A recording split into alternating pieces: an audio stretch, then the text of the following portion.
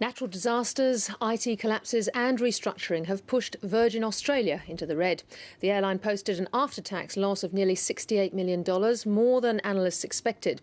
But the chief executive of the relaunched company remains optimistic he can take on a revamped Qantas. Here's Sue Lannon. The summer of natural disasters was also a disaster for Virgin Australia. The $72 million hit to the bottom line, pushing the airline into the red. Almost 54% of all our domestic operations are either in and out of Queensland or within Queensland. That's half your business that basically shut down in a day. The soaring cost of oil also had an impact, as did last year's collapse of Virgin's ticketing systems. And there was the cost of rebranding from Virgin Blue to Virgin Australia. The company saw a loss of nearly $68 million for the year to the end of June. Last year, it made a $21 million profit. Investors will get no dividend.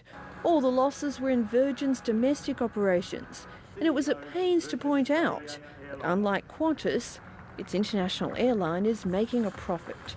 I mean, it's been a pretty bad year. There's always something happening in aviation that's negative. Thank me for Brad Pitt and Andrew Lena and whoever else. In the tradition of company founders Richard Branson and Brett Godfrey, Mr Borghetti was keen to show off Virgin's new look. A key plank of Mr Borghetti's strategy is to take high-margin corporate clients away from his former employer, Qantas. Qantas says it's renewed contracts with just about all of its corporate clients. But Mr Borghetti maintains Virgin has made inroads, with 13% of revenue now coming from companies and government.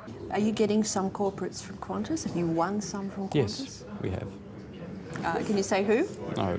Qantas has still got something like 87% of the total corporate market in Australia. And Mr Borghetti says he's not worried that the restructure of Qantas could block Virgin's ambitions. Is the Qantas restructure Virgin's worst nightmare?